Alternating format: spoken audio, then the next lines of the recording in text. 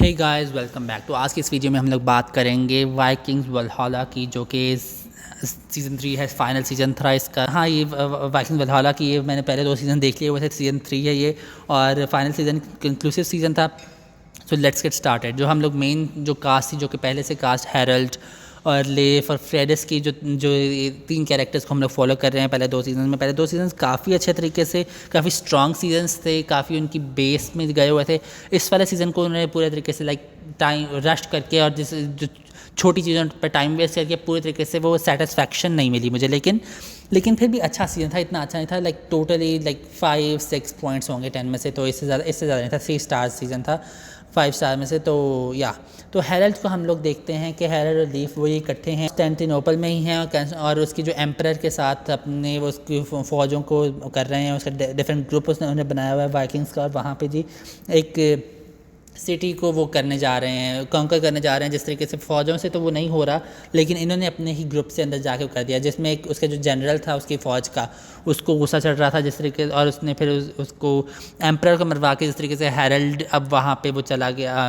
और उस जनरल को इतना अच्छा नहीं लग रहा था कि इनको ज़्यादा वो मिल रही है, जिस वजह से उसकी भी ज़रा आपस में अनबन शुरू हो गई, जो कि बेहतर थी, लेकिन उन्होंने काफ़ी ड्रैग किया।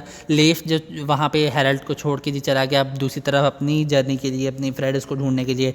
हेरल्ड की सारी स्टोरी इस टाइम वेस्टेज ऑफ टाइम थी, जिससे कि 2-3 एपिसोड उन्होंने जेल में गुजारी, वो बहुत ही वर्स्ट स्टोरी लाइन्स थी इस सीज़न में। ये एम्परर जिस तरीके से मरा, जिस तरीके से उसने फाइट करके वो निकला, और फिर बाद में जो पहले वाले सीजन्स थे ना, उसमें ज़रा रियलिटी थी, टाइम लग रहा था कि पूरे ट्रैवल करने में। इस सीज़न में जिस तरीके से गेम ऑफ थ्रोन्स के लास्ट 2 सीजन में नहीं हो गया था कि जी एक एपिसोड में दूसरी एक जगह मुल्क के दुनिया की एक जगह, दूसरे एपिसोड में दुनिया की दूसरी जगह पहुंचे हुए हैं दूसरे एपिसोड में। तो ये इसमें हुआ। हेरल्ड बाद में नॉर्वे भी पहुंच गया और वहाँ पे जाके उसने जी ताज भी लिया।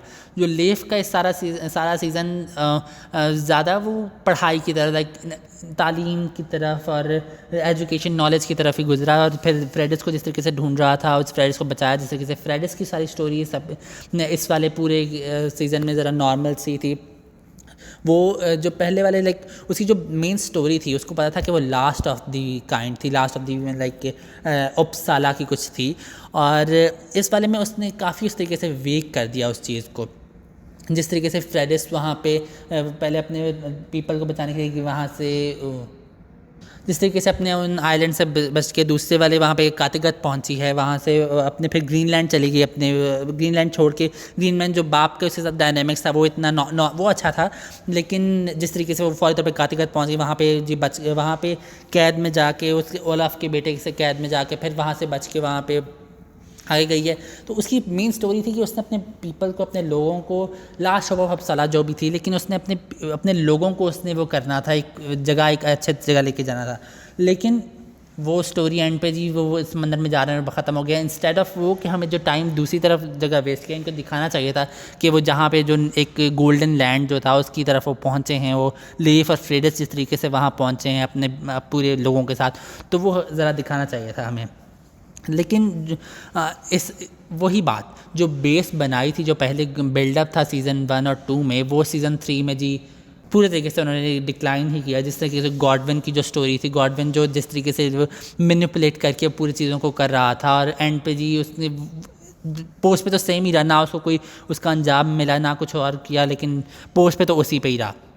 जो क्वीन की सारी वो चीज़ थी वो भी ज़रा अच्छी थी। जो सीज़न 1 जिस तरीके से वो सर्वाइव करने की कोशिश करी थी, जिस तरीके से उसने सारा कुछ किया, वही सीज़न 3 में सर्वाइव करने की कोशिश करी थी। वाइकिंग्स का ये सीज़न अच्छा था, लेकिन इतना अच्छा बिल्कुल भी नहीं था। 5 to 6 पॉइंट्स तक मैंने ऑलरेडी कह दिया। तो लेकिन एंडिंग ज़रा थी, चलें इतनी एम्बिगुअस ही रखी, लेकिन मेन अगर दिखाया था कि जिस तरीके से वो पूरी स्टोरी में जिस तरीके से उसने फ्रेडिस अपने लोगों को इकट्ठा करके ले गई, जिस तरीके से बाप को ज़्यादा थोड़ा डिफीट दिखाते उसकी, लेकिन नहीं दिखाया। फ्रेडिस और लीफ आगे चले गए जी गोल्डन लैंड की तरफ। हेरल्ड को नॉर्वे मिल गया। तो सीज़न अच्छा था, लेकिन इतना अच्छा बिल्कुल भी नहीं था। तो ये था मेरा ओवरऑल सीज़न का रिव्यू। अगर आपको वीडियो पसंद आई हो तो प्लीज़ लाइक और सब्सक्राइब करें। अगले वीडियो में अगले टॉपिक के साथ बात होगी। आज के लिए इतना ही, बाय बाय।